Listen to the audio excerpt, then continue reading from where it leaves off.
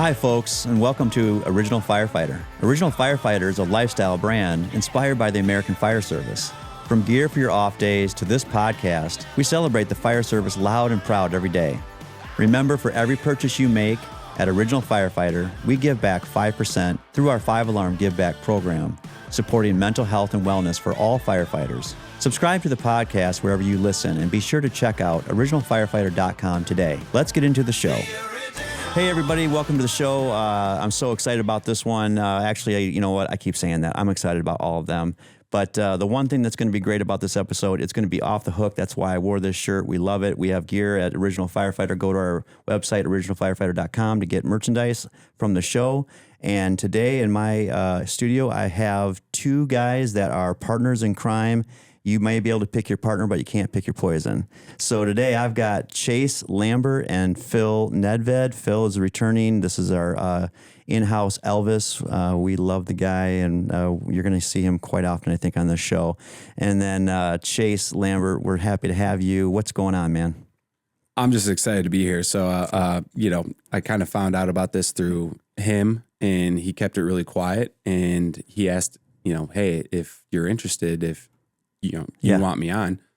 I was super excited. I was like, absolutely. So, yeah. He brought it to me, and I was like, man, I don't know, Chase. No, yeah. No, that's Chase. We're happy to have you. We are so excited, and thanks for having me. We know already that the dynamics of today is going to be pretty awesome. I'm very excited about this one, and for the reason to have you.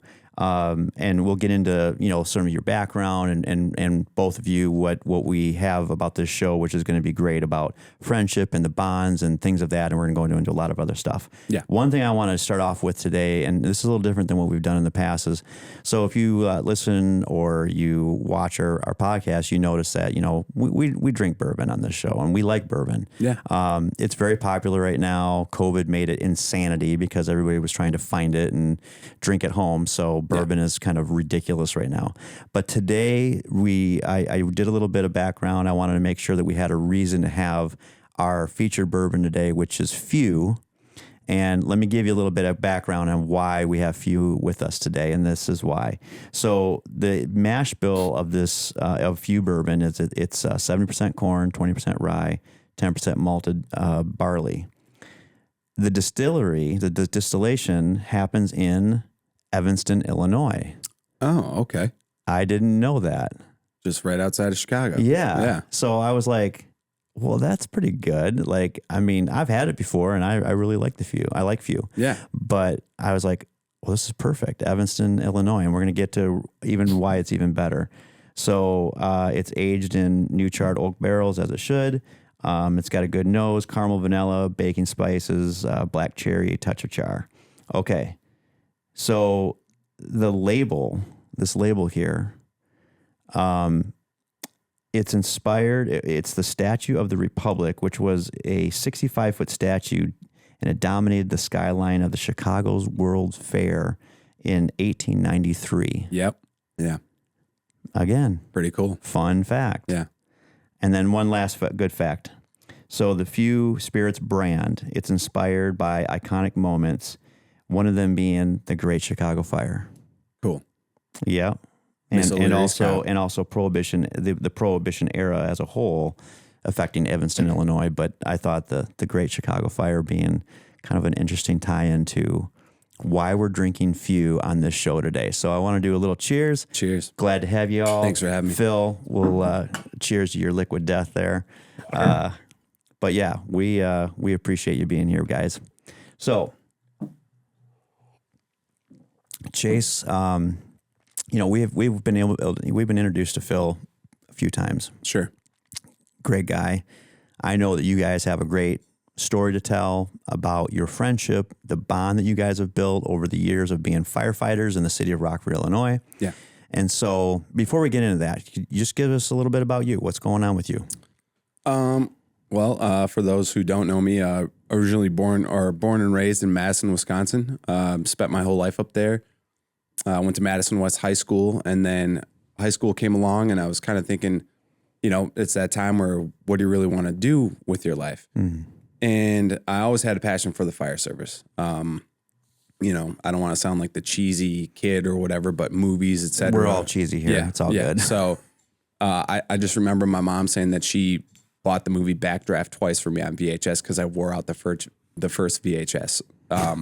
So that's the cheesy aspect of it. But you get to you get to the point where a lot of your friends are going off to 4-year colleges, et cetera, and it wasn't really maybe what I wanted to do. I thought about being a teacher, a very noble profession, et cetera. But at the time, you know, I just knew that we couldn't afford the 4-year college, so I was going to have to apply for grants, et cetera, et cetera. So I was working a landscaping job at the time, and I just remember sitting, you know, almost every morning, lacing my boots up before I head off to work. And there was a firehouse right up the street from me on Lacey Road. I lived on Richardson Street in Fitchburg, and then Lacey Road was the next sort of intersection. Firehouse 1 was right up the street. And almost every morning I would hear the sirens. And I just remember thinking, man, I want to be on that truck. Like, I want to know where they're going, what they're doing. Every time I'd pass by like a car accident or something, I'd be the, you know, rubbernecking, looking, checking things out. And I always knew that that's something that I wanted to do. So I went to technical college up there, and then it was either really military at the time, or then they told me that, hey, there's these internship programs where, you know, you have Fitchburg, town of Madison. I think at the time there was Maple Grove. Maple Bluff, Blooming Grove. There's Oregon. There's a couple other ones. So I applied to all of them, and I interviewed for Fitchburg, and I kind of said that story about lacing up my boots and hearing the sirens during my interview. And I said that I had zero experience, nothing, but I knew that's what I wanted to do. And the chief at the time, or one of the chiefs up there, good buddy of mine, he stuck his neck out for me kind of because I didn't have any experience. But because I said that, you know, I want someone that has passion and desire to do this. His name was, Chief Langer, but he's retired now. But he said, I want him. So yeah, I was very fortunate enough to get hired with the city of Fitchburg as an intern. They provided an education. You did 2 years of or your fire science degree. I lived at the fire station. So days that I was on shift, I would go to school. And then if it was during the week, I'd come back and I'd ride the truck from 5 p.m. till 7 a.m. the next morning. On a weekend, I'd ride 24. But you'd get a stipend. You wouldn't be paid like a full-time firefighter, but they would pay for your education, or they would reimburse you based on your GPA, et cetera. And you got free room and board. And what a kick-ass time, you know, just to have something like that happen. You're 18, 19 years old. You're living at a fire station. You're going on calls. You're making friends. No, that's cheesy. That's super cheesy. You're living at the firehouse. Yeah.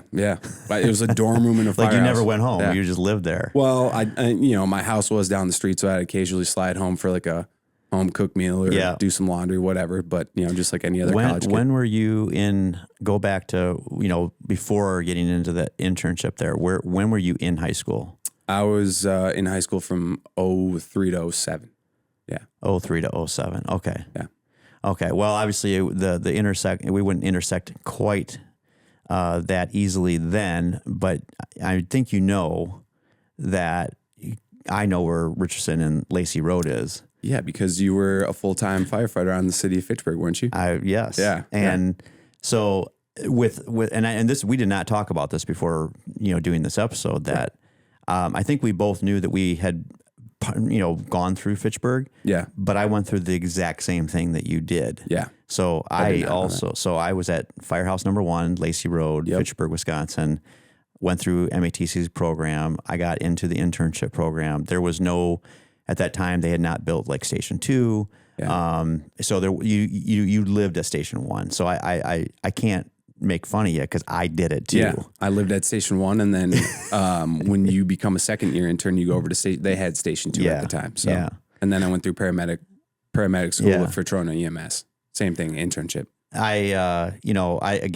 We don't always know who's going to listen or, you know, view these episodes, but I do want to make sure that if Fitchburg or anybody that listens to this episode, like, we care about you, we think about you. Yeah. Because Fitchburg gave me the foundation of all foundations. And then it led me to, my little fun fact for my life is that I ended up being the first full-time firefighter hired by Fitchburg, Wisconsin. That's awesome. And so I still go back to that. And if I'm up that way, like I'll drive through the town, the city. I mean, at this point, it's grown leaps and bounds, and but it was such the greatest foundation to the service that I was so happy that I am a part of. But I loved the career that I've had in Rockford, Illinois. But Fitchburg, Wisconsin has it tight. Yeah. I mean, they have it really tight. Yeah. And they do a great job. They have a very unique, the internship program. It's just, I mean, I could go on and on about guys here and elsewhere throughout the country that came through that program, and they're very well known. They have that system squared away. It's really unique. Yep. So that's awesome. So I mean, hey, we got similar background, and then you end up here in Rockford, and then you end up with this guy. I work with this clown for, well, I mean, we still work together. I mean, we're just not on the same shift, but I got assigned to Station 6 in 2014, and then in 2015 you came? Yep, I got transferred there 2015. Yeah. What a dark cloud. Yeah, I was. When you got, so you were there first. I was there first, and then Phil was transferred to Firehouse number 6. You went from Station 3 to Station 6? Yeah. Yeah, so I was at Station 1, and then I got assigned to the ambulance January 1st of 2014. I didn't actually get there till May or April because I was still recovering from an ACL injury, which we can talk about if you want. We're going to definitely talk about that. Yeah. That was an interesting injury. Mm-hmm. Yeah. Was it very unique? It wasn't on the job. Was there doing work? It was like Dancing with the Stars or something like that, wasn't it? You could say that. Yeah, it's the bra auction, the breast cancer awareness fundraiser that we would do, and I had a lot of apple pie that night with a fellow buddy of mine. Sounds like a really good dessert. Yeah, it does. Is it warm? One of warm it up. My best friend Justin. And great movie, by the way. Yeah. So I'm on stage doing our little dance routine. You got like a minute. You got Steve Shannon, emceeing and everything, and then I got my bunker pants on. You're wearing a bra, and they're throwing money at you, et cetera, et cetera. And I jumped off the stage. How high was the stage? Not high. How high was it? Shorter than this table. And my knee just went like I'm imagining like a Eddie Van Halen, like David Lee Roth. Was it like that? No. Like didn't do the splits midair and come down. I might jump off the stage. I might as well jumped off a curb. And my knee exploded. Like I felt it, and I kept going. I trucked through it, but thank God I had a few drinks in me because the pain was unreal. And then it went away. And then the next morning I woke up and I couldn't straighten my leg, and I went to the hospital. And then I think one of the district chiefs texted me because I called in sick, a captain called me, and he's like, "Did you really tear your fucking ACL like wearing a bra?" I was like, "I think so." So 4 or 5 months But make note of this. It was for a good cause. It was for a good cause. Good cause, right? Yeah. But you were wearing a bra. I was wearing a bra. And How long were you off? I was off, let's see. I tore it in October because I do believe that's Breast Cancer Awareness Month. Yes. I couldn't get in for surgery until November. And then I think I hit the company again late April. So okay, so that's, you were off a good 6 months. I was off a good easily.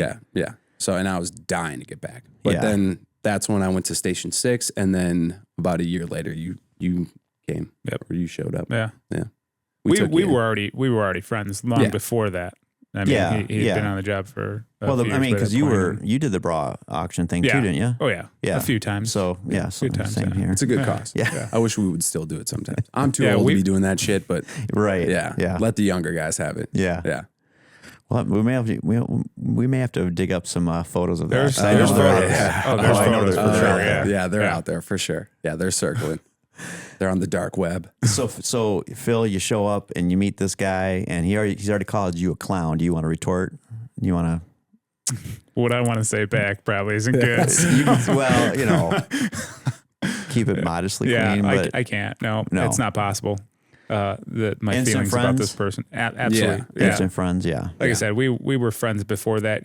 When Chase actually got hired onto the department, he moved in with another guy that was on the job who's now on Chicago Fire Department, but he was one of my best friends. So living with him, I get to meet Chase, hang out with Chase, kind of like peripherally, like we'd be somewhere and he'd be there too, and I'd be there. And we'd kind of talk. But what the thing was when we really hit it off was I was in a rough spot in my life. I had just gotten divorced, and I was just down, kind of depressed, and just out of nowhere, out of the blue, he calls me and he's like, "Hey, what are you doing today?" "Nothing." He goes, "You want to go grab some lunch, hang out?" Absolutely. We'd never done just me and him hanging out before. So once that happened, it was like, this guy's amazing. Right. Yeah. Did we just become best friends? Yep. Yeah. You know, I mean, and that's what it was.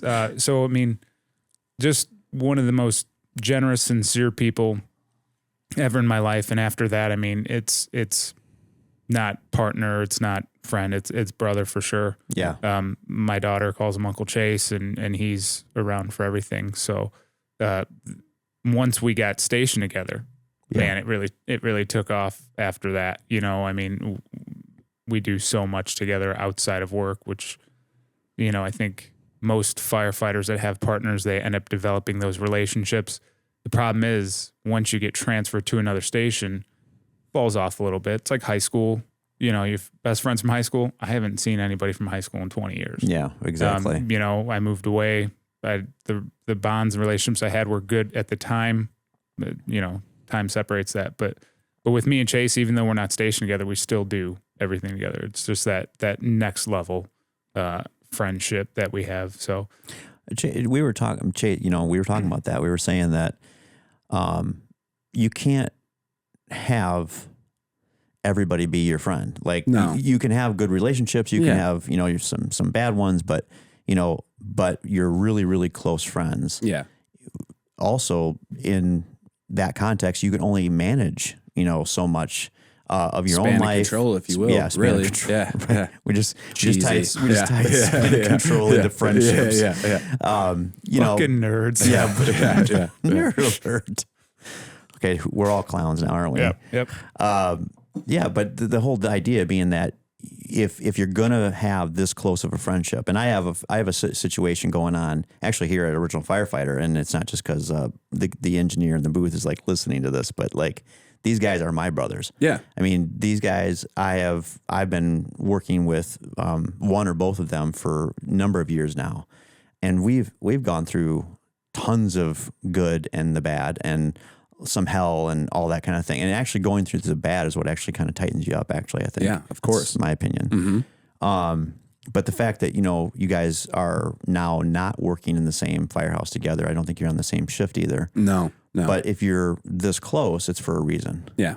Yeah. I mean, we talk to each other often. I mean, it also helps that, you know, I'm on E-board. He's a principal officer. He's our union secretary. And, you know, so I see him at union meetings. He never writes me. Yeah, I know. Yeah. Terrible secretary. Yeah. But no, we talk often, we text often, et cetera. And then the last time that the lieutenant's test came about, you know, it was you and Matt Renfro that really drove me to, I was like, I don't know if I want to do it. And you were a little hesitant about doing it. And then so proud of you because I told you should take it. And I'm glad you took it because you ended up being number one on the list. Yeah. And good for you.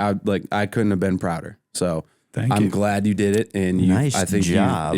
I think you have. Now you don't have to suffer from the who does number 2 work for joke. Yeah, and I've peaked also though, so that's good. Yeah, but no, kudos to you for taking it. So you have not peaked. And the cool thing is you know the three of us would study for that promotional exam, and the hardest thing going through that practice for it was doing mock interviews with your friends. Because they know all your bullshit, you can't lie to them, and they stonewall you, like sitting across the table, and they're asking you, they're straight-faced, and you're practicing, you're rehearsing. But by the time you go and sit in front of, you know, the Police and Fire Commission, you're totally relaxed. It was a tremendous help doing that. So yeah. Where are you on a list right now? Where are you on the list? I'm dead fucking last. Yeah. You really? Oh, yeah. I is that better? Okay, so is it better to be on the list or last on the list? I'm only asking because you let you said cat's out of the bag. You're last on the list. I mean, for me, I knew that I wasn't going to probably get very high, just with seniority, et cetera, et cetera. However, the importance that I learned, it was a good learning experience. You have the experience now, is the written test. I did pretty good on the oral interview. The written test is where you can really, really make up some ground. And so next time going in, I know that now. Yeah. So you got to start somewhere. yeah. I mean, I think I took the first lieutenant's list or test when I could. I ended up being 17. Yeah. Thinking I'm not going to get the job. And the chief at the time was Chief Bill Robertson, wonderful chief. And I actually remember being downtown for some reason. I think I was turning something in to help validate the test or whatever. I don't know. The list had come out. I knew I was at 17. The chief at the time asked me, where did you end up at? I said 17. Yeah. He actually gave me kind of like a side smile and a wink. He's like, you'll be fine. I'm like, what? Yeah. So, They just start flying. I'm not going to make lieutenant up at position 17, you know? And it's like, no, he was right. I ended up making lieutenant at that, off of that. So, but yeah, no, you're going to be fine though. Yeah. You got this guy as a mentor. Yeah, absolutely. Is that how you see it? Yeah. I mean, no, I mean, like, don't shake your head because, in some ways, yes. I mean, like you are in, we're all in leadership positions. Like, define a leader. It doesn't matter if you have a bugle on your collar, et cetera, et cetera. I could go to somebody who's, blue shirt firefighter, just like me, that I think is a leader. But yeah, I mean, there's always things that I can ask you, or how many times do we often like have conversations where we just bounce things off each other? Yeah. And that's what I loved about when we were on the ambulance together. First of all, you're a goddamn black cloud. I've watched more sunrises with this guy because we've just been up all night, just getting, running the wheels off on the ambulance or going to fires, et cetera. But, how many times do we bounce things off of each other? Like, the thing that I always love to say, I've had a lot of really good, partners or guys on the truck throughout my career thus far. But when you and I were in the back of the ambulance, we didn't even have to talk to each other. It was like, I knew what you were doing and you knew what I was doing. And we just thought, almost identically. I knew what you were going to do. You knew what I was going to do. We'd spin stuff off of each other. And, there's a reason why. I'm getting a view of Miami Vice right now. Yeah. And I'm Crockett and Tubbs or which one are you? I don't know. You going to accept Well, it? he's got the hair, so he's got to be what, Don Johnson? Don Johnson. Yeah. So dark hair, Don Johnson. Yeah. Yeah. So no, I thought that was cool. I mean, we've seen a lot of crazy stuff together, and it makes it fun. Delivered babies together. Countless shootings. Yeah. I think we would run in with Engine 1 quite a bit, and they would always hang out. And I mean, they would say, they would check the lineup, like who's riding tonight. And if they knew they had him and I on the ambulance, they knew they were squared away because they knew we were squared away. Yeah. So I think that I've always been impressed by, when you have 11 firehouses staffed, you've got, nowadays we've got a few more ambulances than when I started. Like I came on in 1996, there were 4 ambulances in the city of Rockford. That's just crazy. running running with the wheels off.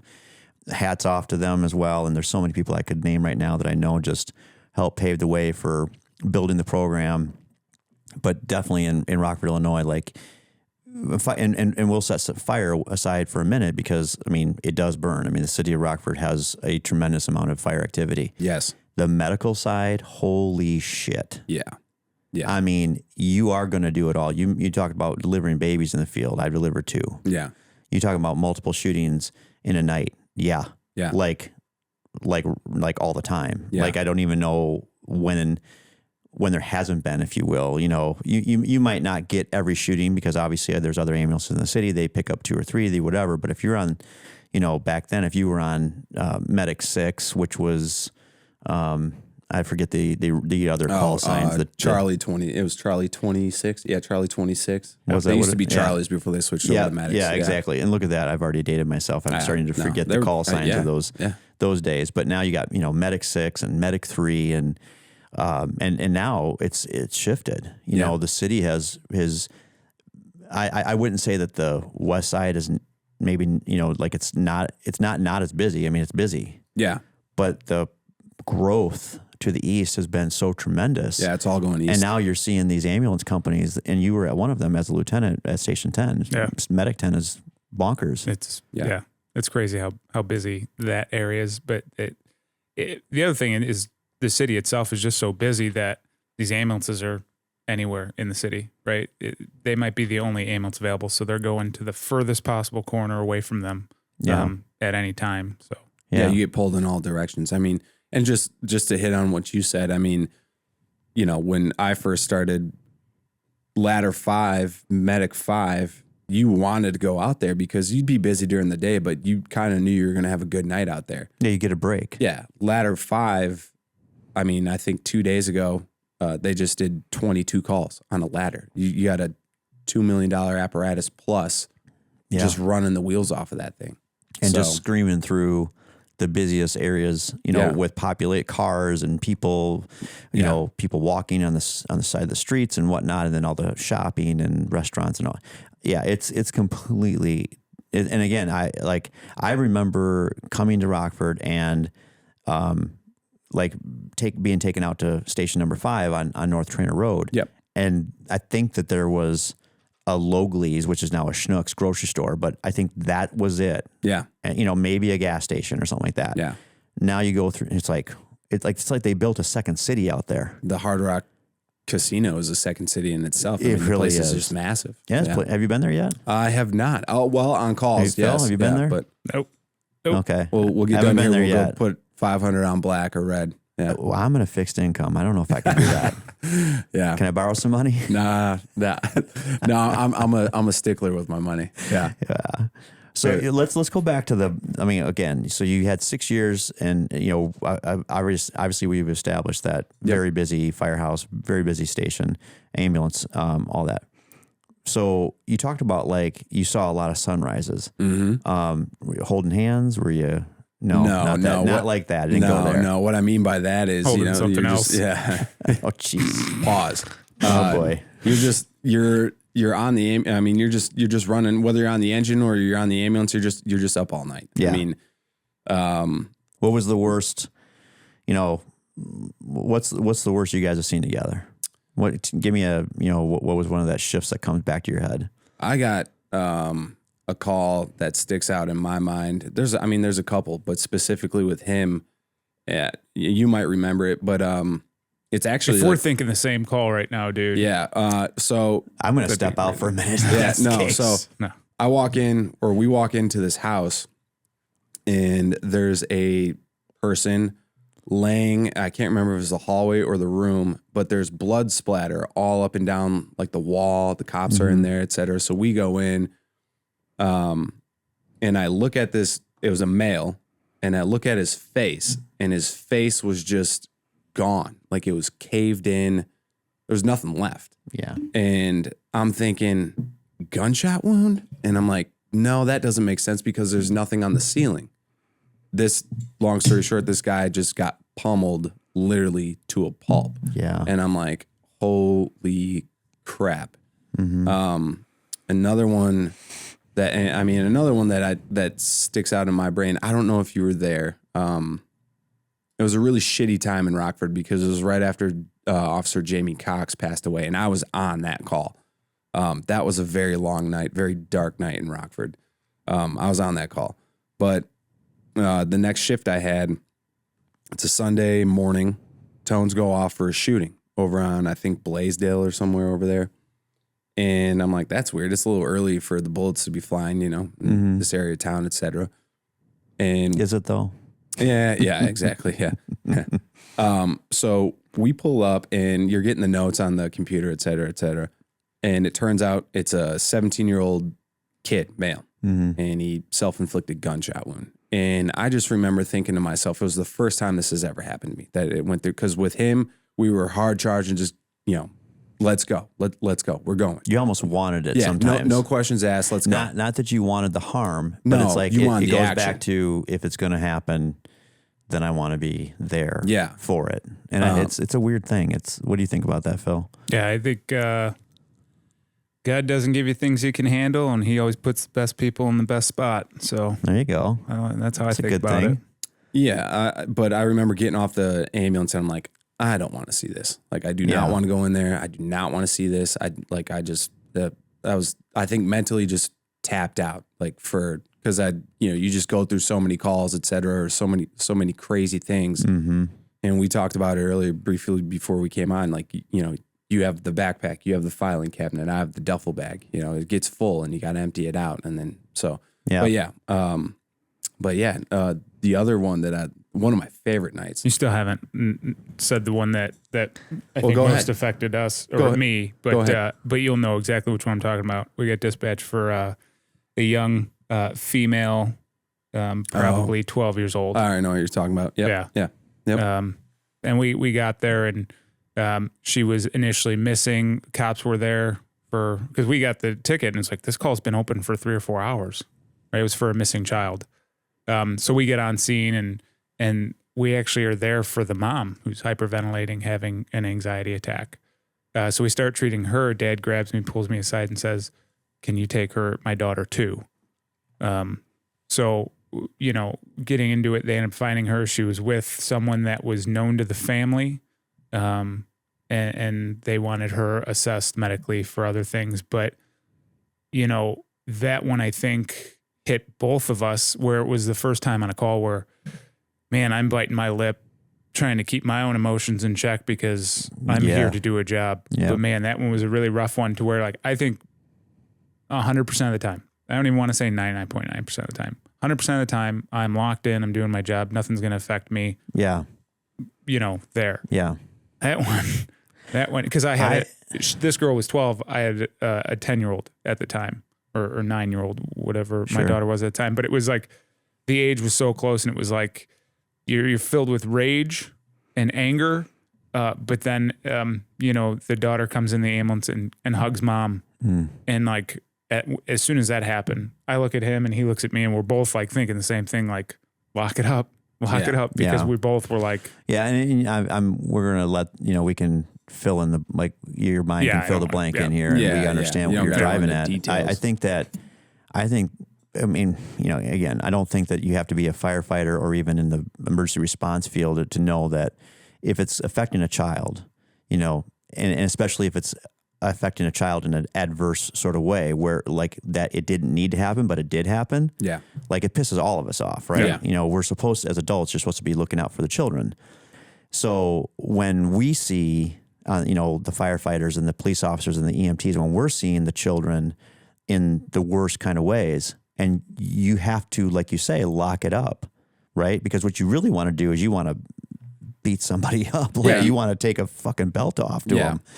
But you can't because you're the professional, right? You're the representative of the organization, and we're here to, give a service with unbiased feelings, right? You just do the thing you're supposed to do.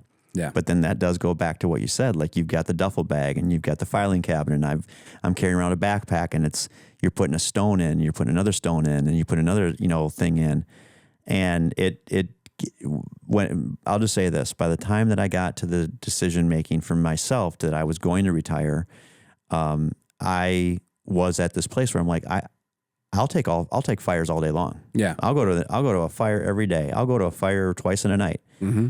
I was done with seeing dead people. Yeah.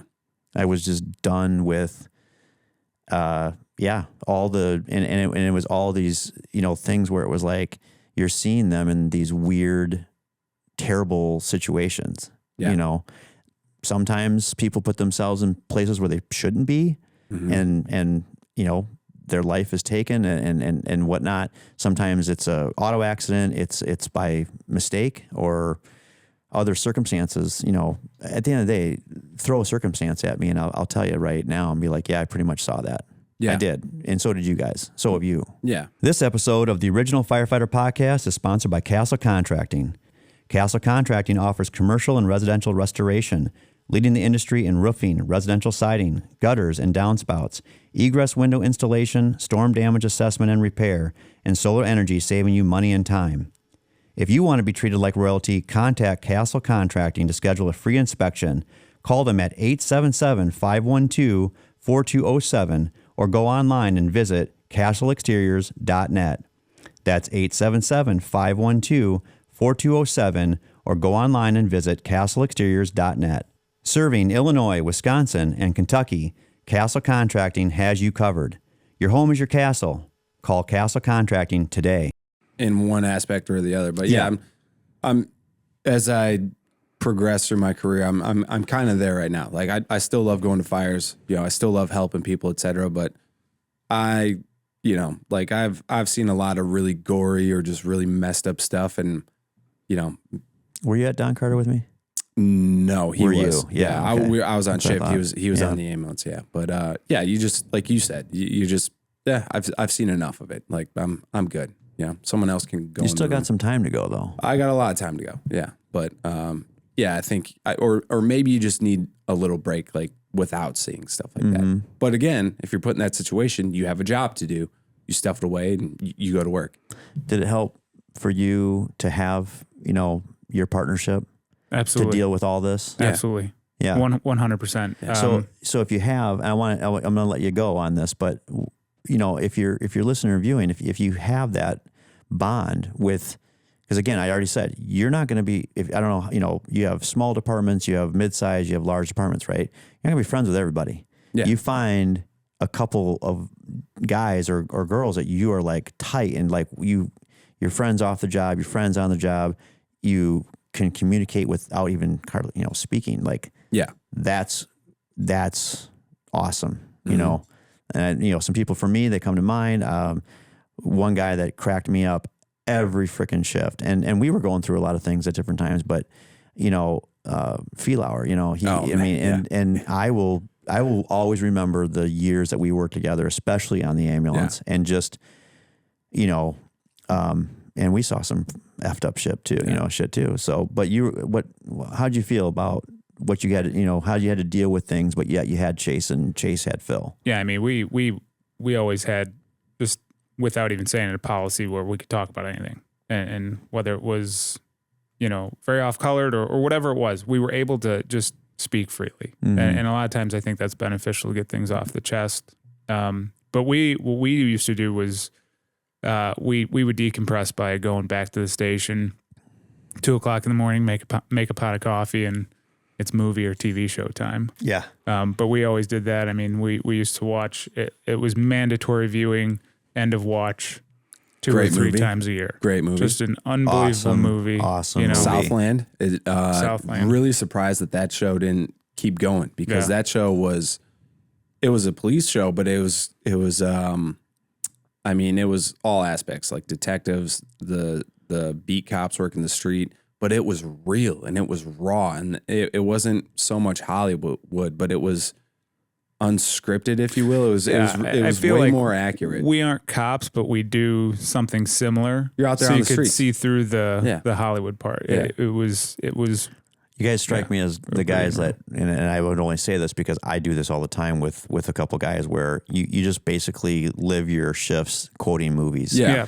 Or song You know, lyrics. like you'd be like, let's be 100%. cops. Yeah. And it's a movie. Yeah. I remember Even when though you're firefighters and even, you know, paramedics, you're like, let's be cops. I remember when I was in the academy, I think you were teaching ladders, I think it was ladders, but me and Chris Nelson, we were dragging a dummy up the stairs, and you were at the top, and you were like, why did you two drag this dummy up here so fast? And we're like, because you told us to. It was straight out of Forrest Gump. Goddamn, Chase. You're a Because you goddamn told us to, genius. drill sergeant. Yeah. But If it wasn't such a need for fine enlisted paramedics, I'd promote you to ROTC. Yeah. No, and the other thing too is, you know, it's not just you and I. We've worked with, you know, specifically our time at Station 6. You know, it goes without saying, like, we've had phenomenal crews out there. Yeah. I mean, like, obviously, I always say if we had the end of the world call, like, I'd take you, but you know, that's not a knock at anybody else. Like, I had so much damn fun with, you know, Tanner, you know, who was our student, you know, Matt Renfro, you know, just to name a few. And then, you know, my officer for 10 years was Dougie, you know, so, and then I came out with him. Yeah. I mean, Great guy. Oh my Great God. guy. Like, in one of the funniest goddamn people, like, I'm talking like bent over, belly laughing, tears rolling down my face every day. Like, there was one time where were talking and he said something and I had to pull the truck over and throw it in park because I was laughing so goddamn hard. Like I was like, oh, who knows the coffee cup story? Is it new to me? No, someone. I think. See, I want to be accurate, but I think it was a prank that he pulled on a probationary. Like as if like someone would like drank out of his coffee cup or something, and he ended up throwing the coffee cup like shattered against the wall. You know, like just making the fear of God go through the probie. You know, yeah. He's a big man. Oh my God, he's a big man. I think it was him, but you want to talk about a mentor? He was my mentor. He was the reason I tested, promoted. He's the reason, 100%. Yeah, phenomenal. No, I mean I came on with him. He's a great guy, and it's funny because my class, we're starting to go like I think there's only from my class only a few guys left, maybe 4 or 5. All great guys. I got something good to say about all of them. But now where you talk about the worst calls, what's the funniest? I mean, I know you got something because oh fuck, it happens every day. One of you guys got a mouse in your pocket. Oh, I mean, right now. No, maybe he does. No, I mean, every day, if you don't have fun and like one of the guys I would ride with, Jake Nunez, I mean, love the guy to death, but we would just be in tears laughing. He would look at me sometimes like I was crazy just because the random shit that I would just say to people or mess with people. You have to have fun. I mean, you have to have fun. And I think that's also, in a job that can be so serious, but I mean, you're also dealing with the public and how do I put this nicely? Like you come across all walks of life, every kind of person you can imagine. But sometimes you're not necessarily dealing with like the brightest bulbs in the box. Yeah. And you're just like, you have to make fun of it. Like you have to literally crack jokes or just have fun with people. I think you used to play the normal Saline. Normal Saline. Yeah. That's an old. Yeah. Give me that medication. Oh, yeah. I need it. Yeah. Okay. Or what is that? Well, one I wanted to talk about. Do you remember that night we're leaving RMH and we go by the KFC there? And you look at me and you're like, Chase. And I'm like, what? Man down. And I'm like, he whips a shitty, turns it around and take it away. Go ahead. So we pull up, guys on the ground. We blast on the air horn because it's midnight, 1 o'clock in the morning. Yeah. Right? Doesn't move. Like, we got to call this in. So we get a ticket for it. We let them know we can handle this alone. You don't need to dispatch this fire company to it. And they're like, all right, 10-4. We go up to him. We wake him up. We start getting him. And then he starts reaching for his waistband. And he says the word gun. And at that point, we're jumping on him. And I'm reaching for my radio. And they hear him say the word gun over the radio as I'm calling for PD and a fire company now. And we get him down and start talking to him. Cops come up. They get him handcuffed. They search him. Doesn't have a gun or anything on him. But yeah, that was a sketchy one where you're like, we're trying to do something right.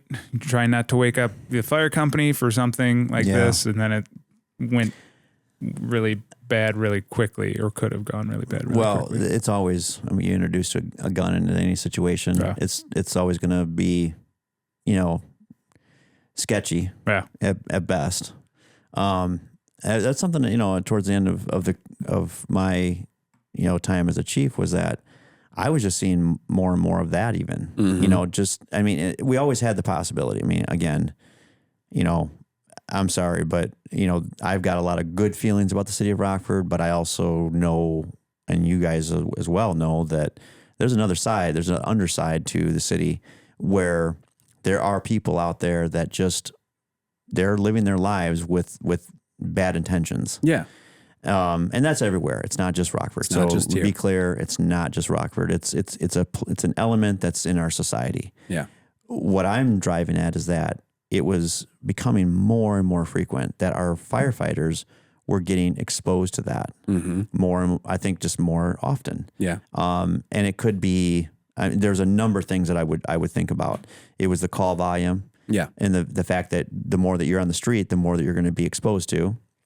There is the fact that if police is tied up on all of the calls that they go on. Well, they have less,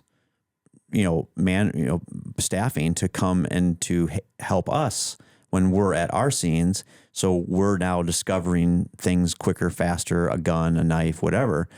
It just started to, in my opinion, it's been snowballing, to where now, and this kind of leads into, one of the last things I was working on was to get ballistic vests for at least to start with the active shooter possibility. I'm here to say flat out that in 2024 across the country, I'm just at this place now where I think that every firefighter, it should be just part of their gear. Yeah. You're out there, you're on the front line, you're first to all these, homes and addresses and apartment buildings and whatnot. And you're walking into anything and everything. Yeah.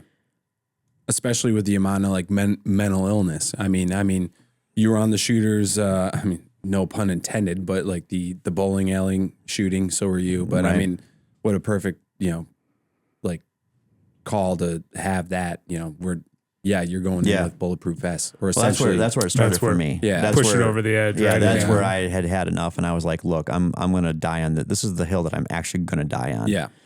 And, and I've already said it, on other episodes where I'm like, I started my career back in 1991, just loving and thinking about the idea of getting on a fire truck and going to a fire or going to a car accident or whatnot. I ended my career pretty much only thinking about active shooter, active threat possibilities and how we were going to change with that kind of demand of service put on our department and how were our personnel going to respond to that? Because, you don't get to walk in with a lunchbox and hopes that it stops a bullet. Right. Well, that also being said, a few things you just said there that I think, I pick up on is, the fact that you've had so much thought about just that one call, that's a little like PTSD if you think about it. That's a shit and get really bad call. Yeah. No one wants to be there, but we got to do a job and you're right in charge of it. Mm-hmm. I don't know the other, did they roll two districts No, out not there? in Just that you. one, Yeah. yeah. So, anyone and everybody was at that call. And that'll stick with you. So, question or kind of a question for you, but being from elsewhere, how was the transition to Rockford? Because I always have a thing where I've been here for 13 years. Mm-hmm. I'm originally from Madison. I have a tremendous amount of respect for the city and the people in it. And you go other places and you'll hear people talk about Rockford in a negative way. And it kind of pisses me off. Now, like the three of us can have a bad night and talk about the city all we want because we serve and we protect this city. We took an oath to protect this city. Mm-hmm. But it kind of pisses me off when people throw shade at Rockford. Rockford's not perfect. I've been to a lot of places, but Rockford is essentially what most, I think, American cities look like. They all have their struggles. Not everywhere is Madison. Not everywhere is Naperville. There's suburbs. There's Downers Grove. Yep. So when I hear people talk about Rockford in a negative way, I'm like, no, you don't get to talk about my city that way. Yep. Like I can talk about Rockford that way with you guys jokingly, et cetera. But I'm like, there are good people here. There are good neighborhoods here. Even in, if you want to say poor neighborhoods or troubled neighborhoods, there's still good people here. How many times do you go down a street where it's kind of a rundown house, house is immaculate. Guy's been there for 50 years, so it's just, that's one thing that I always would kind of bother me. And after spending some time here now, I love this city. I work for the city. All my friends are here. We talked about it earlier. I still have friends from high school that I kind of talk to, but most of my friends and brothers are from this job. Yeah. So, what's your thoughts on that? Well, there's a lot. I got a lot of things I could go with. I'll pick a few. So one of the things that, I've had time to do some self-awareness in so many different ways.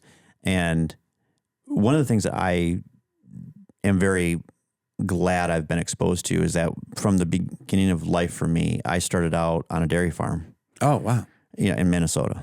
Oh, wow. Cool. Right. Yeah. So, and I was on, we were farmers. Yeah.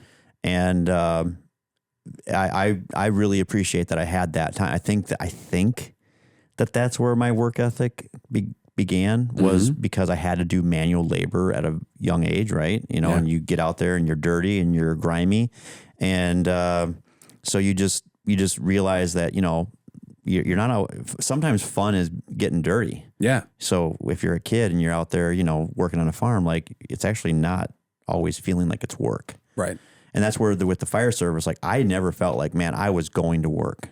Yeah. Like that's not just a cliche. I felt like yes, I'm going to work. I get a paycheck for doing this, but I just was always loving it. Yeah. You know, hot, sweaty, cold. You know, maybe some days when the cold just really does zap your energy. Your fire helmet, you're like, this sucks.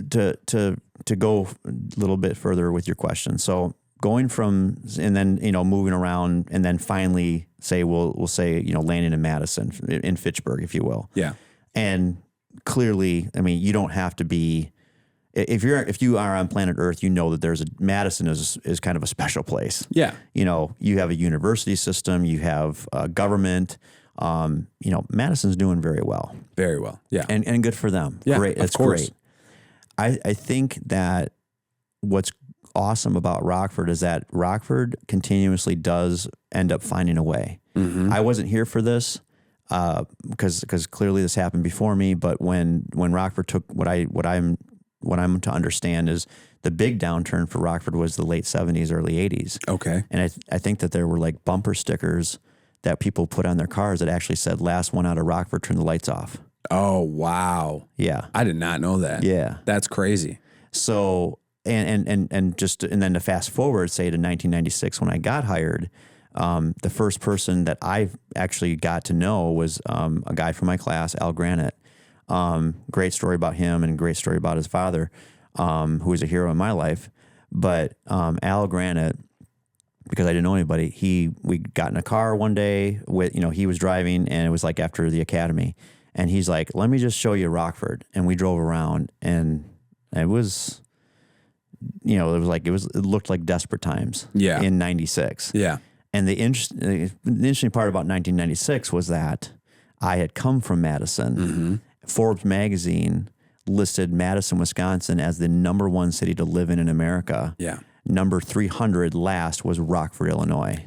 90 minutes or less, you know, an hour south. Yeah. Just 15 miles over the state line. Yeah. So so that's literally what I took the job and I moved to Rockford and that's what I was moving to was in 96, I think they had the highest murder rate per capita in the country, Rockford, Illinois. Yeah. So to your point, it gets a bad rap. It's got like these underlying things that it just can't seem to shed. Yeah. It wants to shed it because I've seen mayors and, you know, aldermen change places and new administrations come and go and new policies created and whatnot. It's always trying to do as good as it possibly can. And now there's traction. Mm-hmm. I believe there is. Yeah. I believe that there's real traction. Yeah. The airport is gangbusters. The Hard Rock Casino is gangbusters. They're much improving on the fiber optics around the city and throughout. And they've created like this belt line of fiber optics, such as is great for technology, great for industry and commercial to come in and start to prop up here in Rockford. And how can you not beat the fact that it's off of I-90, off of I-39, close to major airports, including our own airport, which is an international airport. So you got a lot going on, Rockford. Yeah. Keep it going. You're not far from anywhere, really. Right? Yeah. But I also, to your point, I loved the fact, this is the part about, I don't wish for bad things to happen, but if I get to be there, and Rockford, they were busy. Holy cow. Fire department, police, and you guys represent, you know, our firefighters. You know, you represent that local, and I think that you guys are really trying to, you know, pound your fist on the table and say, stop talking shit about us. We are great. Yeah.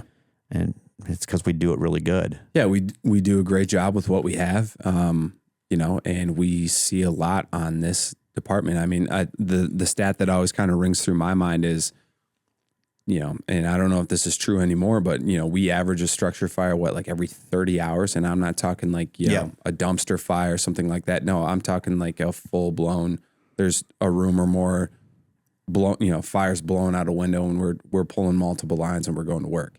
And to your point, or what we were talking about, hey, like it's great to live in these pristine, gorgeous cities. But if you want to be a firefighter and you want to see some shit and you want to go on calls, you know, this is where you want to be. That was literally the lasting message that I had actually, and you know, Phil, so the great thing about you and I, Phil, is that we got to work the last, you know, several years of my career on the department together as in the officership roles. Yeah.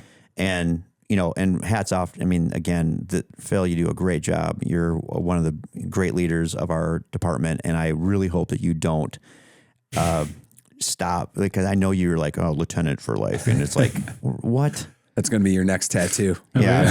First of all, backseat for life is the only cool slogan that you can say if you're not going to test. But once you're a lieutenant, it's like, not going to, come on. Well, I got a new radio strap and I want a silver bugle stamped on it. He goes, what are you going to do when you get your next one? Get a Post-it note, put it on. Yeah.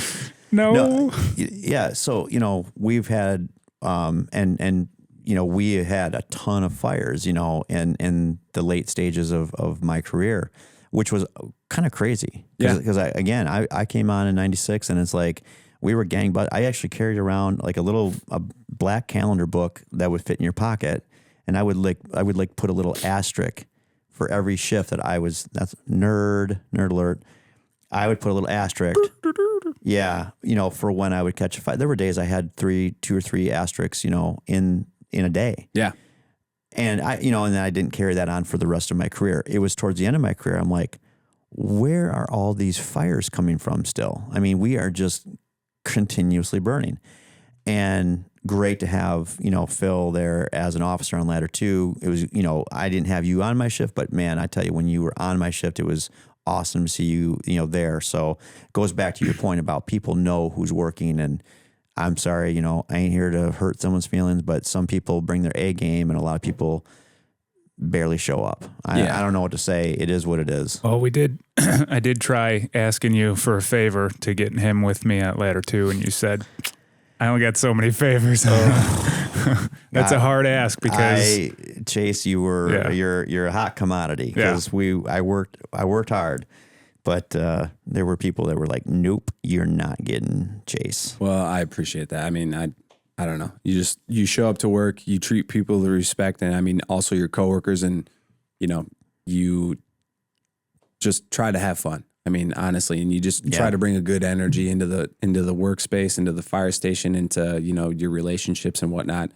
I care tremendously about people. And as, you know, as I get older, I still like going to fires. I still like going to, you know, certain calls, etc. But I think for me, the most important thing is Phil giving me another splash of bourbon if he doesn't mind. But no, for me, the most important thing is who does number 2 work for? Yeah, is it's the relationships and the camaraderie and the brotherhood that you have with, you know, your coworkers. I always say, like, you know, no offense to you, Phil. I love you tremendously. But my best friend is Wyndham. I know that. And it hurts, but I know that. But if I'm having a bad day, or, you know, we had a dog shit night or whatever, just whatever it is, I go up to his house. You know, he's got a little bar in his basement, a couple TV screens, pool table, etc. Yep. And we just talk, throw on some music, shoot some pool, and life is good again. But that's my favorite thing. And the other thing too is just, you know, how many guys helped you move into your house? Or, you know, there's always guys willing to just get out of their seats and just lend you a helping hand, or be, you know, an ear to talk to, et cetera, no matter what you got going on. And that, you know, so many people in the outside world don't understand that, you know, like you don't get, you know, Larry at American Family Insurance, you know, in his cubicle, who's super tight with like, you know, 20 other guys, or, you know, 10 other guys.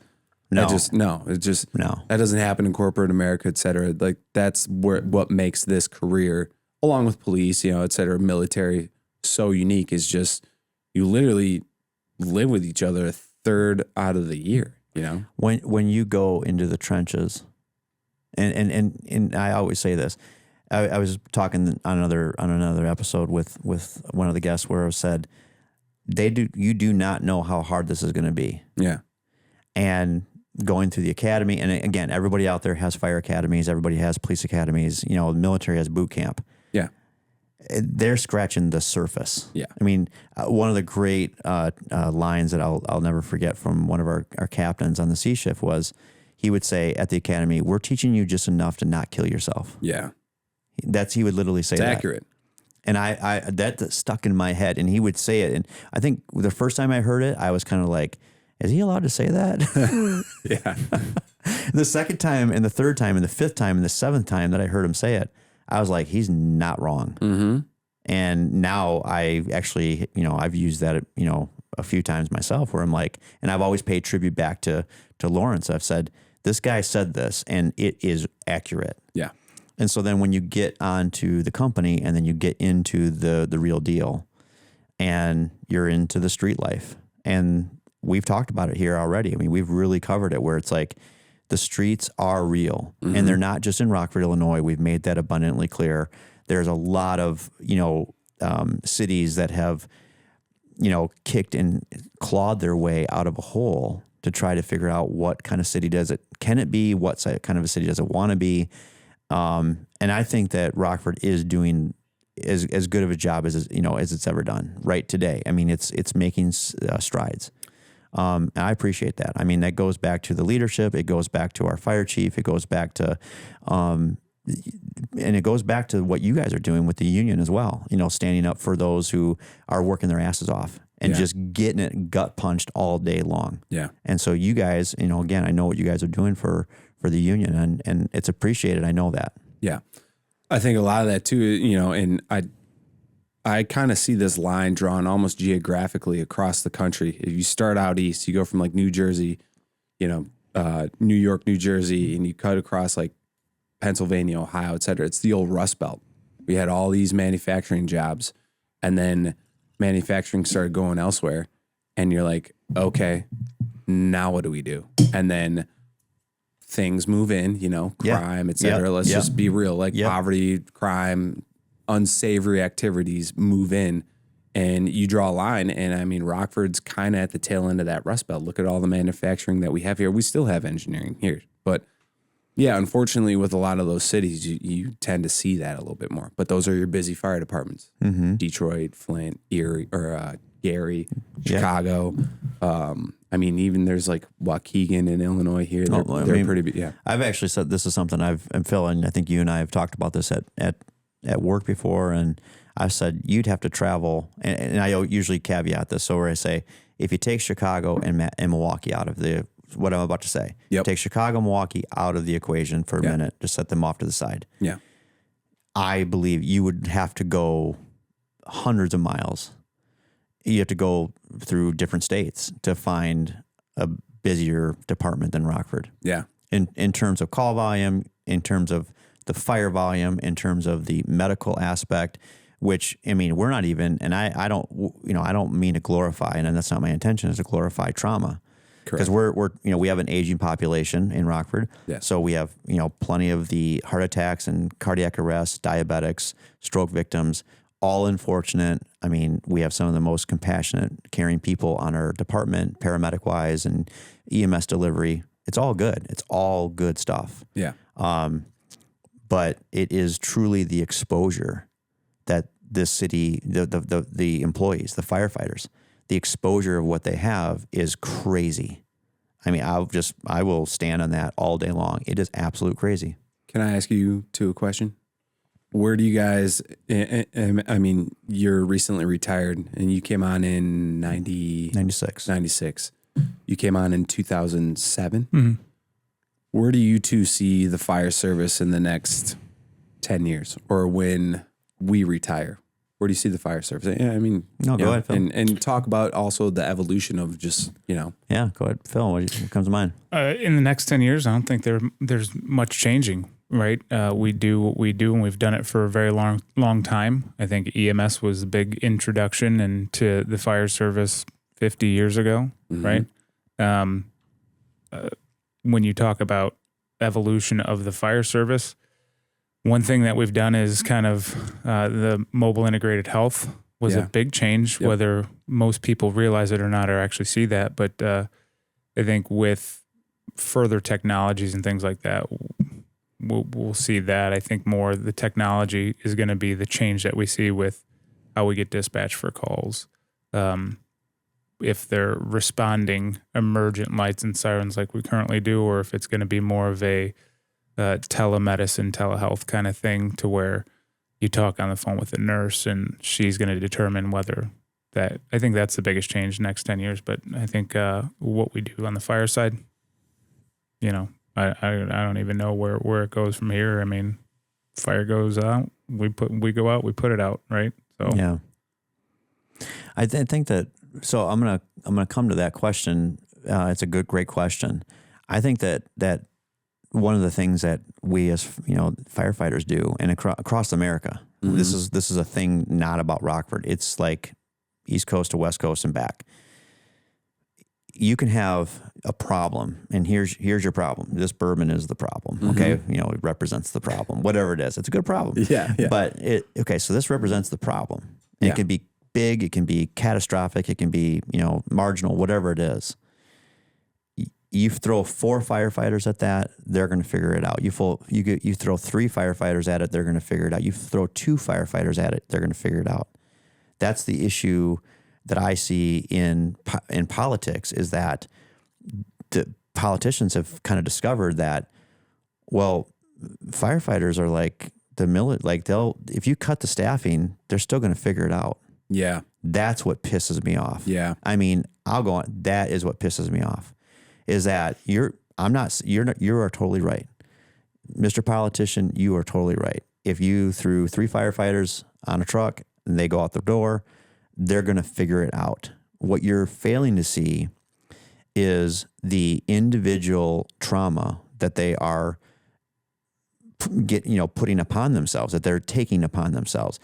That workload is crazy. Yeah. And again, we're talking about call volumes that continue to go up year after year after year after year. There's never been a year, I've already said this in other episodes, where there's never a year where the call volume went down. Yeah. Right. Now you may have a category, right?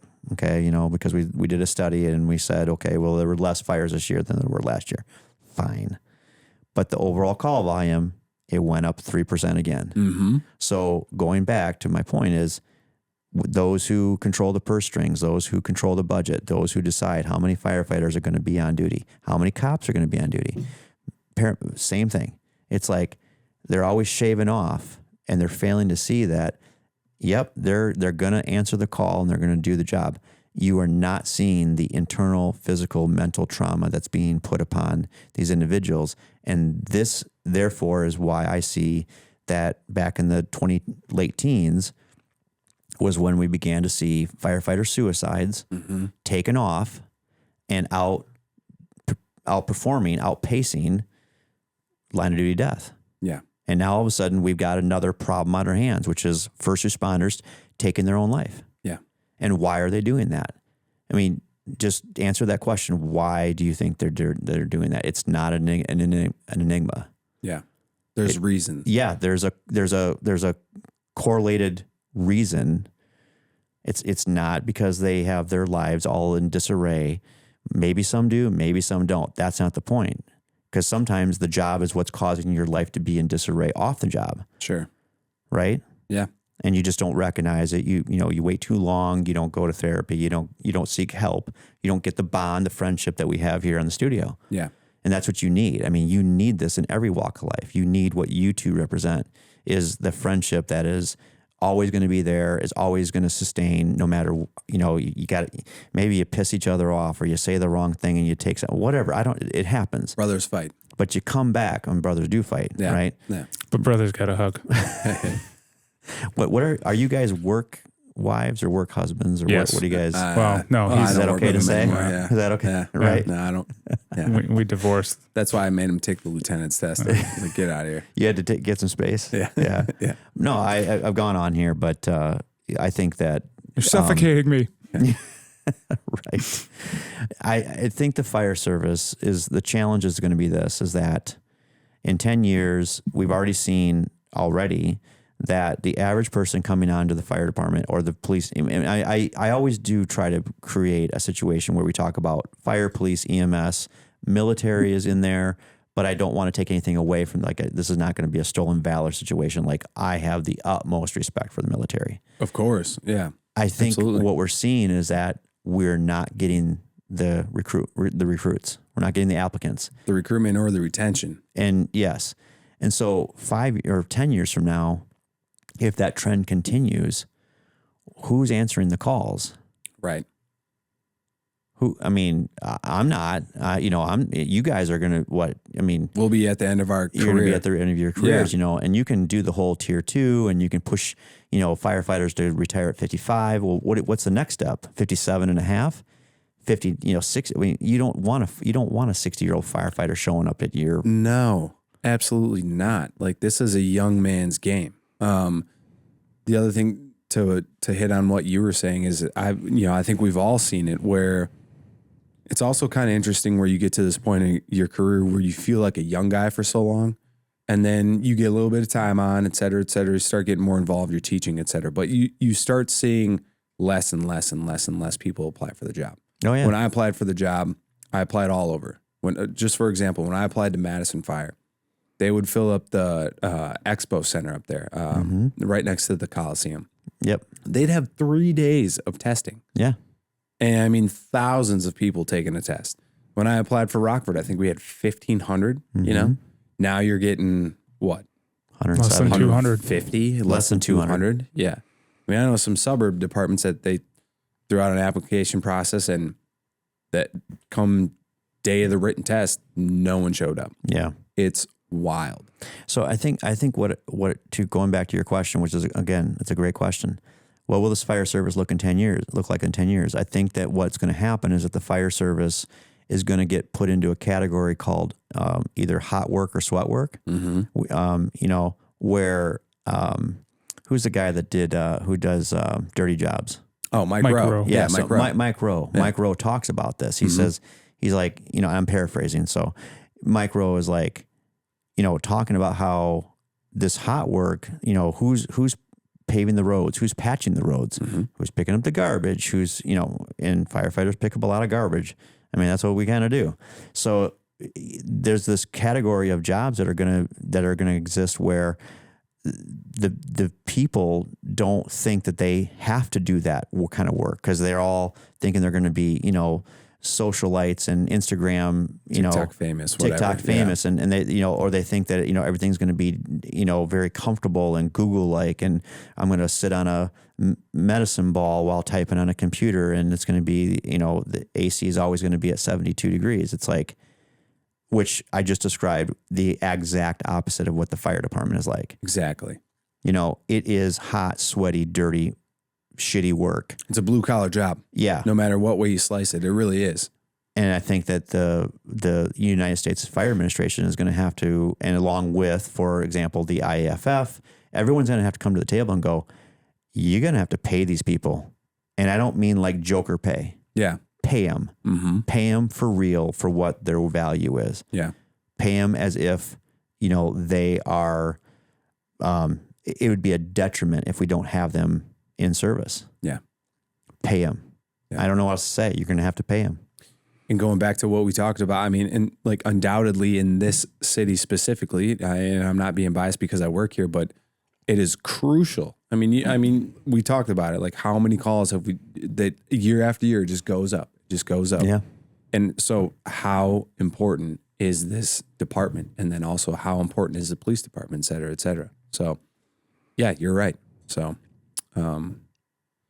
yeah, it's a great question. And we could probably go, another round here and say that, it could also look it could look different in other ways. I've often thought that, the 911 system is going to end up having to change.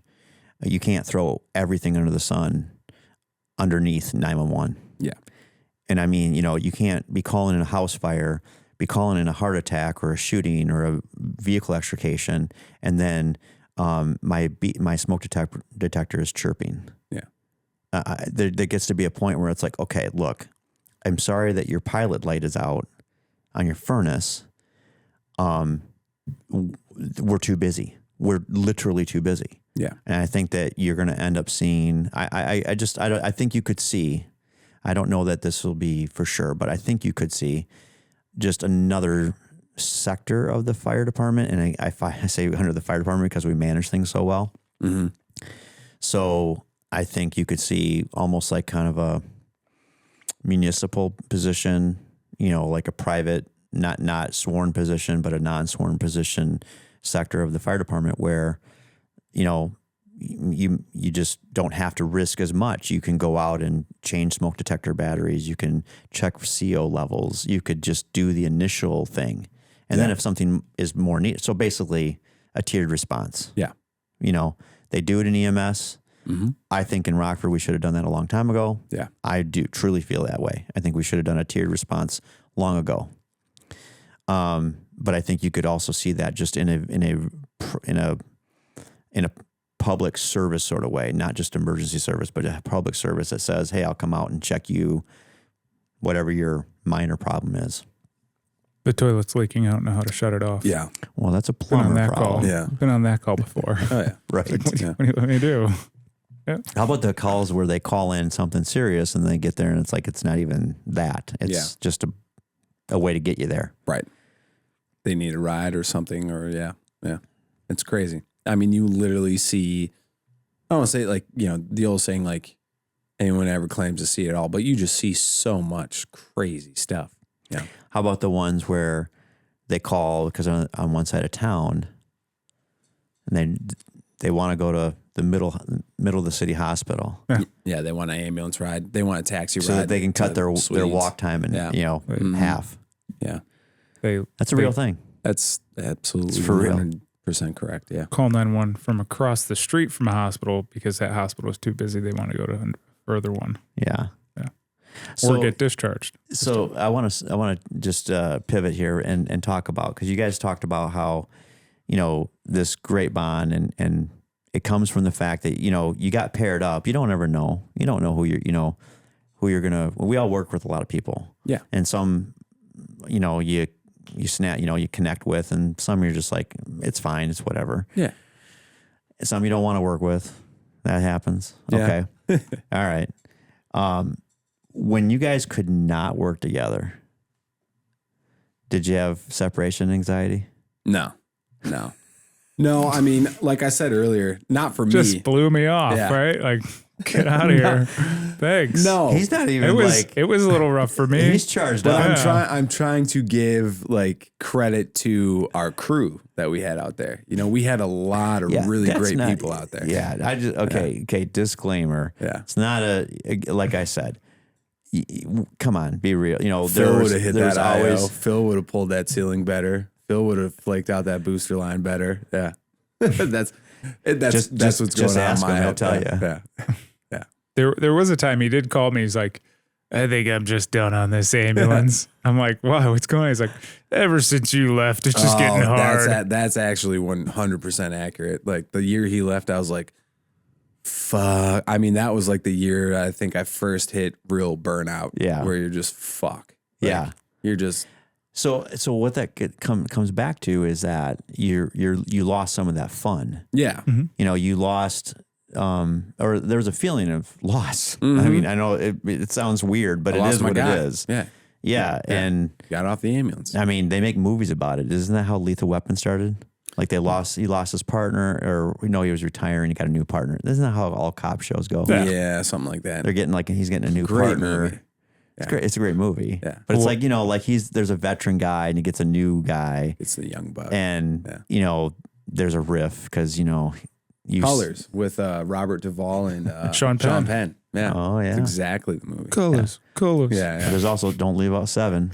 Oh yeah. Brad Pitt and Morgan Freeman. That got really dark. That is a great movie. Great movie. Yeah. Great movie. Mm-hmm. So What's in the box? What's in the box? Oh God. Great line. Yeah. I want to see more Family Guy cutaways where they go to what's in the box and they open it up and it's like the wall breaks they do. Like, those are the best part about that show. Yeah. Undoubtedly. And it's just like, it's like just a bunch of marigolds. It's bullshit. It's something you're not expecting. Yeah, for sure. Everyone right now is like, marigolds. Yeah. What's that? Yeah. You know what I'm talking about. Yeah, of course. Yeah. No, Family Guy or Simpsons? I'm going Family Guy. Simpsons. All right. Yeah. Well, we got to split between I'm the tiebreaker, right? Yeah. Okay. Sure. I grew up on The Simpsons, but I think Family Guy does it better. Yeah. I get the respect of legacy. It was the first. It is. Name It is. another late night cartoon or evening cartoon. Yeah. How didn't have crazy? it. How crazy is it of what that show has predicted over? Oh, that's insane. Nostradamus, it's wild. The Simpsons. Yeah. How are they doing it? Well, I mean, I did Come on, hear you're a big conspiracy theory I did guy. hear Come an on. Yeah. explanation about it. Dive when down you, this rabbit hole. when you do however many episodes and you look at pop culture and you try and make a story out of it, your odds of getting certain things right and correct for the future, especially Yeah. 20 years later, is probably pretty spot on. Like you could say because it's in the news right now, right? An assassination on a president, Oh yeah. right? Like, okay, it's happened before. Hasn't there been Trump references in Oh, yeah. Homer's Simpson? There was literally one of him coming down the escalator to announce Yes, when that's he, it. and it happened years before he actually did it. Yeah. Yeah. That's a good one. So Family Guy, yes or no? Do they rip off Simpsons? Or I think it was inspired by, but Inspired it's its by. own thing, right? Yeah. I mean, one of the Simpsons laid the groundwork for sure. But one of the classic episodes is Family Guy with the Simpsons on there. yeah, That's a great one. That's great. I was like, Peter or whatever, but Quagmire's, he's just a creep. He cracks me up. But Stewie and Brian are probably my two favorite characters out of that whole show. When they do time travel, Yeah. it is the best. Yeah. I'm sorry, but if I see the time machine inside Stewie's room and that's being referenced, it's like, okay, this is gonna be fun. Yeah, those are the best episodes when it's just the two of them. So Yeah. another one of it's not even like a comedy show, but a show that I absolutely loved was Anthony Bourdain, Parts Unknown. Loved. I mean, he was like my inspiration for travel. I mean, I think we like growing up being in the firehouse, we all like to cook. I mean, just what a cool guy. Like if I dead or alive, any celebrity, I think I would take just a moment, just go somewhere, just sit down at a restaurant or a bar or wherever and just talk with Anthony Bourdain. I would want to drink and eat with Anthony Bourdain. Mm-hmm. Absolutely. And I'm kind of a fussy eater, and yeah. shut up. No onions. I'm not. I'll Fucking hate onions. Yeah. Fucking hate onions. Yeah. We threw a lot of onions in your food. I'm sure that you did. Trust me, of course. You got to fuck with the chief a little bit. Yeah, why not? Yeah. Why not? Yeah. Why not? No, I definitely understand what you're talking about, and I would be inspired. I mean, I love what you just said about the travel, and I personally travel quite a bit, and so I do actually have him in the back of my mind. Like, he was always wanting to engage with the local people. Mm-hmm. When I go somewhere, I don't want to go anywhere near the tourist place. I want to get into, where they having their coffee at. Want to be in the thick of it. Yeah. Yeah. And the real deal. Yeah. Absolutely. And going back to the cartoon references, Simpsons, Family Guy for me, and the partner that I was most bonded to on the ambulance and, field hour, we would watch Looney Tunes. Yeah. No joke. We would literally watch Looney Tunes, and we would crack up over, like Sylvester Stallone would, or oh my God, Stallone. Yeah. We'll have to edit that one. Yeah, Sylvester no, Stallone. I know what you meant. Yeah. The cat. The cat. Yeah. Sylvester the cat. Yeah. And Stallone. I just see cliffhanger now. Like, yeah. Or it's like Sylvester Stallone as the cat. Yeah. As Sylvester. Yeah. And so but Get over the there, ones where Tweety like bird. where he's like tying up like his enemy, and it'd always be like over a train track with a train barreling down. Yeah. Stuff Yeah. like that. Stupid. But yeah, exactly. So no, I don't know. I mean, it's good, it's bad. So Like get some fun in your life. yeah, You know, get some Go for fun a in your walk. life. yeah. Find a best friend, like the two of you guys. You Yeah. know, find that Put the bond. phone down because it's Put the listening phone to down. you. Put the phone down. Yeah. gonna- Pour yourself a little bit of the few. Sure. Yeah. And you know, relax. Do something and just disconnect. you Yeah. know? Like there's nights, one of my favorite things to do, like disconnect, is just, you know, people are probably going to bust my balls about this one, but like, I'll Too just, late. yeah, I'll just sit at home, light some candles, whatever, and I'll play some music, and I'll just sit there with no TV on, no nothing, but it's just nice. Like you're just relaxing. Barry Manilow. Yeah. Or Barry White? No, what, you know, like, Which Barry? Which one are you gonna go it'd be with? Barry White, you know, Al Green, you know, Marvin Gaye, etc. You know, like I'm an old soul, so like I like a variety of music, but yeah, Notorious B.I.G. yeah, you know, that's Clearly, I don't I'm know if doing that's Taylor. candlelight I'm music. going with Taylor Swift. Yeah. Yeah, so but do something, you know, get out of your head and get. Well, we are gonna do something. Oh, okay. We're gonna do something. So we're gonna start to kind of unwind or wind down, I should say. And we're going to do a little thing where we call this Let's Play Would You Rather. Oh boy, I thought this was going to be like the end of a yoga class or something, where it's like now feel like, you know, feel your head, feel your breathe, Put yourself in the downward dog. yeah, no. And let it out. That's the amount of yoga that I know is downward dog. And I do after that- calf stretches and hamstrings. Yeah, Yeah. really solid Yeah, at well, that. we're going to ask you to demonstrate that here in a minute. All right, we're going to play. So bend over and touch your toes. Yeah. There's days I can't even do that. How did he get the soap out so fast? Oh God. All right. Would you rather? This is going to be between the two of you. I'm not going back and forth. It's you get to individually answer and then give your explanation. All right, here we go, folks. We're going to go with would you rather? Would you rather have to wear full firefighting turnout gear in 100-degree heat for a full 24-hour shift, or have to carry a lower GI bleed patient on a stretcher up a steep hill while singing I'm a Little Teapot 10 times in a row? Fire gear 24 hours. Yeah. Full firefighter gear, 100-degree heat all day long for 24 hours. What's the temperature out for the GI bleed? Is that 100 degrees Yeah, too? I think I'd rather go with that one, or the full firefighting gear. Yeah. Yeah. That's a smell you just, and a sight, you know. Oh, Yeah. well, funny you bring it up. Like we had that call yesterday, and I'm like, "Bleh." Yeah, not fun. No. Yeah, not fun. The upper GI bleed, I could deal with it. The The lower, Mm-mm. no. Yeah, smells for me. Like I'll Oh, it's start retching. bad. Yeah, It's really bad. Yeah. I could go into a story that I recently actually told this weekend. I'm not going to go into the whole detail because maybe I will one other day, but not today. It was bad. Yeah. Smells are.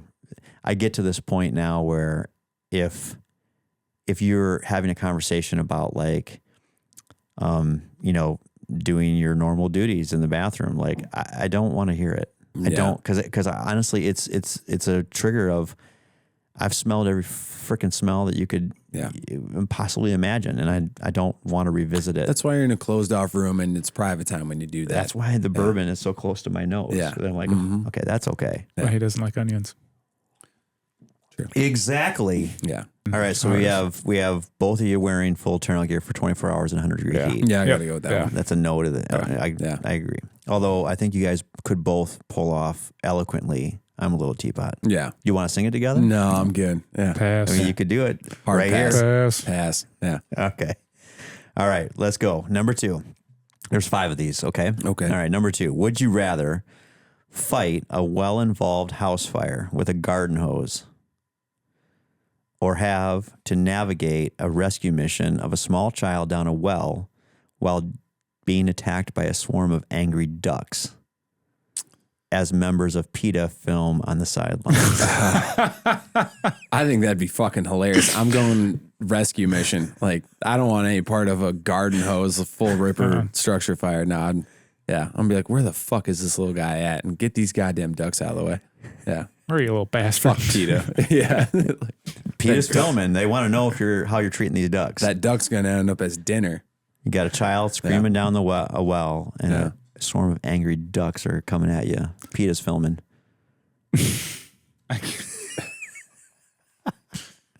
I'm going put down some the well. thought into this one. Yeah. You go down rabbit holes all the time. If we're in Springfield, Ohio, there's no more ducks than migrants. Oh, God. Well, that took longer than expected. Yeah. Last time he's dirty in the dogs. Yeah. Dirty in the cat. Yeah. That's a number one you one doing? chart topping song right now. I don't know if you know it. Oh, is it? Yeah. All right. Give me the structure fire with that. Listen, he doesn't know how to use his hose. So that's why. So I'll take the garden hose all day long. All right. So we're split decision here. Split decision on that one. One of you is fighting a house fire. I think you're going to both lose on this one. Probably. Yeah. Yeah. Nothing good comes when Pete is around. Yeah. All right. That was good. Number 3. Would you rather have the tones go off every time you try to eat a meal at the firehouse?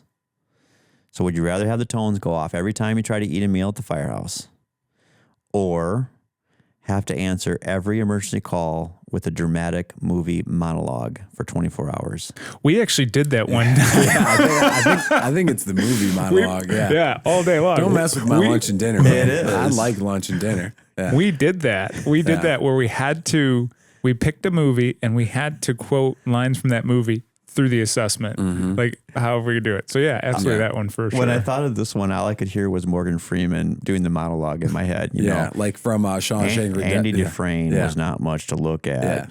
Yeah. Shawshank Redemption. Yeah. Great movie. Yeah. All right, so we're both going. Yeah. I would go with movie monologue. For sure. That was like every day for us. Yeah. Yeah. Quoting movies, all that stuff. Yeah. Yeah, I'm definitely in that. Towards the end, when I was, just a few shifts away from my retirement day, I would, maybe hang out with him at the apron of the firehouse, just kind of sitting there watching the sun go down, whatever. And I'd lean back and be like, "I'm tired of hearing these sirens, Brian." Yeah. Turn them off. Turn them off. Turn them off, man. Move this thing, goddammit, let's go. Yeah.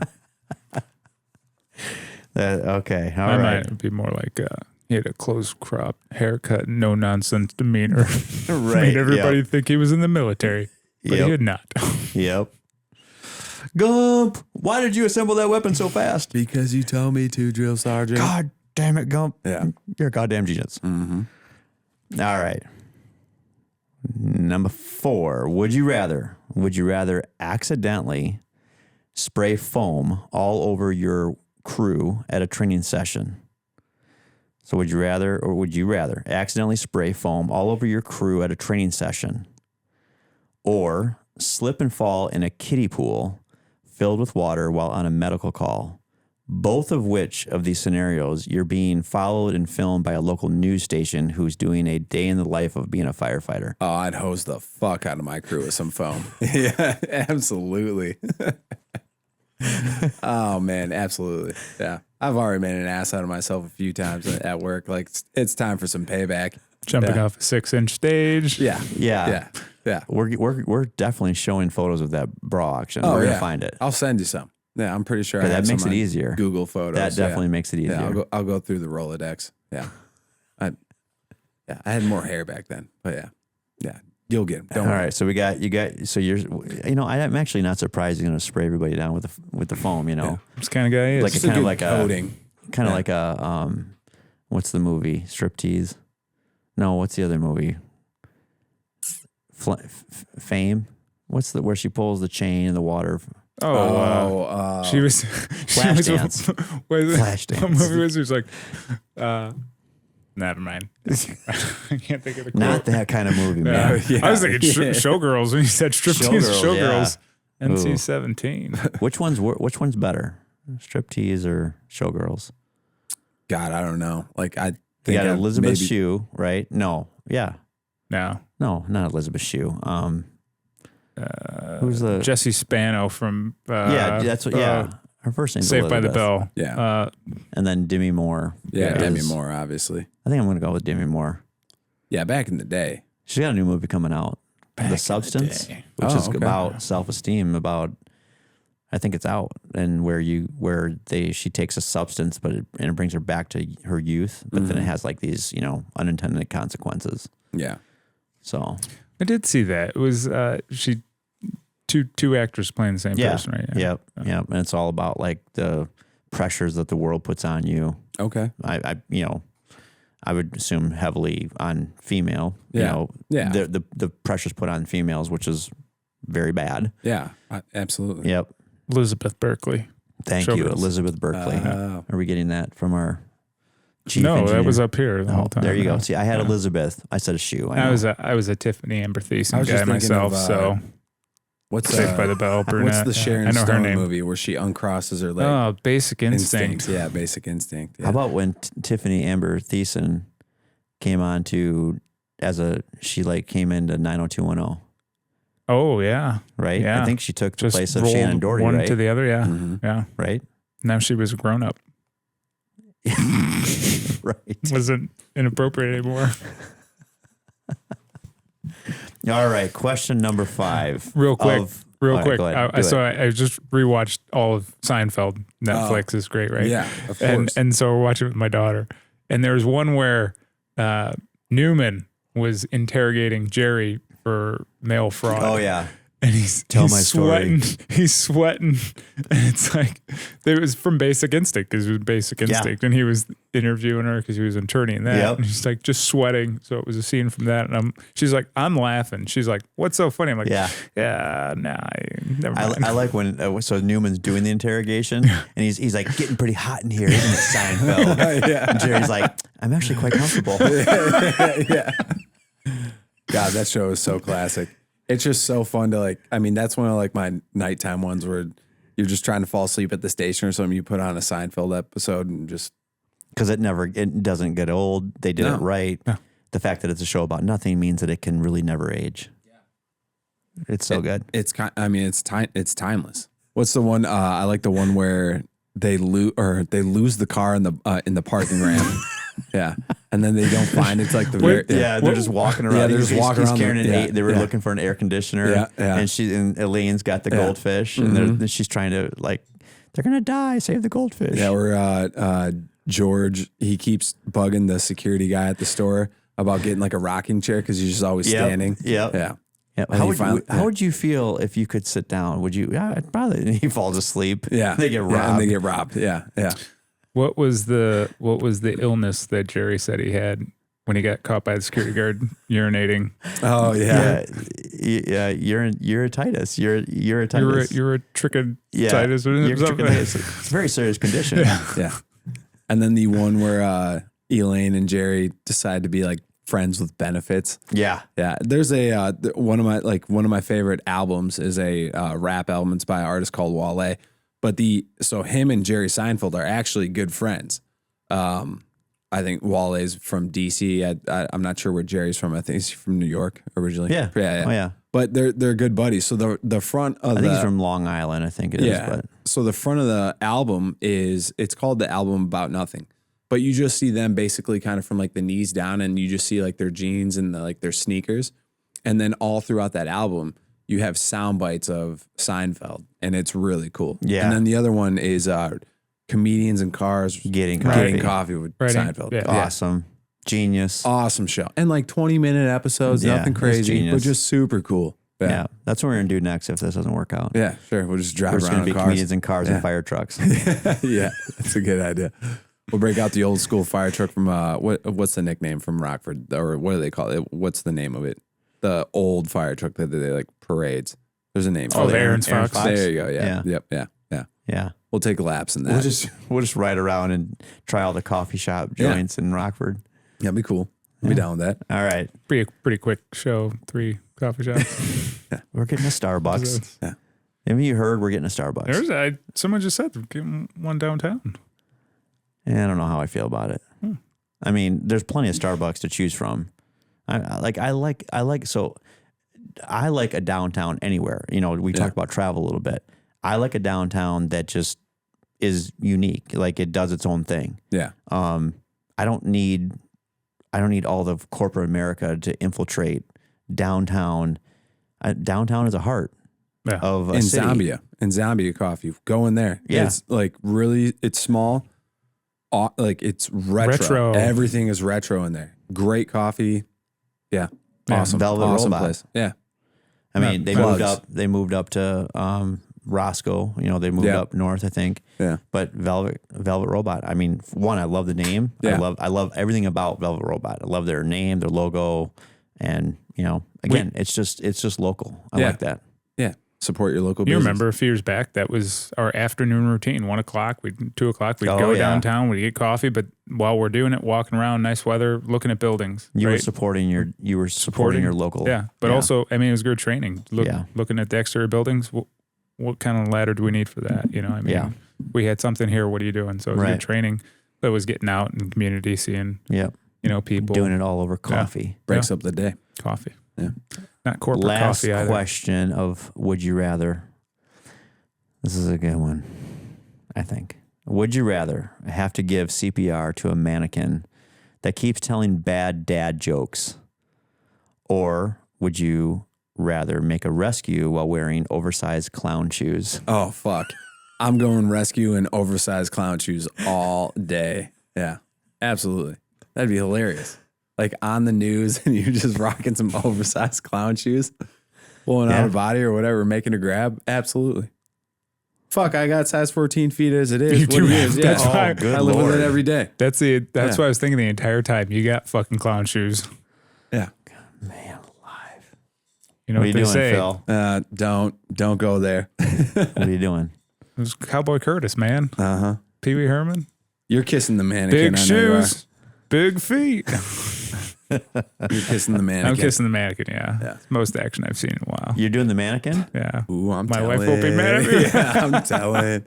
Yeah. I won't let her get this far and do it. What kind of we'll shut it what down. kind of dad jokes would the mannequin be saying, do you think? You know what? I actually have a book of 100 dad jokes. That's really good. How does Moses make his coffee? How? He brews it. I like it. He brews it. Yeah. L'chaim. Yeah. Very good. Mm-hmm. Nice job, Chase. Yeah. Yeah. Dad jokes. Nice job. Well, that is the end of Would You Rather. We had a couple of, mostly a split decision. Yeah. You guys, I'm a contrarian. I will say this. You guys jumped real fast on the 100-degree day in full turnout gear and not going with the lower GI bleed. Yeah, well, if anyone's ever smelled the lower GI bleed, they would probably realize, like, I have serious respect for that. Yeah. Plus, I'd lose a little weight. You know? Yeah. Sauna all day. Yeah. Guys, we've loved having you on the show. You guys are welcome back at any time. And I know there will be a part 2. If you've been watching, listening, we appreciate you being here at Original Firefighter. Remember that this podcast is here for your off days. Our gear is here for your off days. You can go to originalfirefighter.com. You can pick up any of the merchandise that you see, whether it be t-shirts, hoodies, hats. And also just know that when we're doing a podcast for you, we want you to laugh. We want you to take something away. If there's something serious that we're doing, we want you to reflect on it. We appreciate you always, and be safe.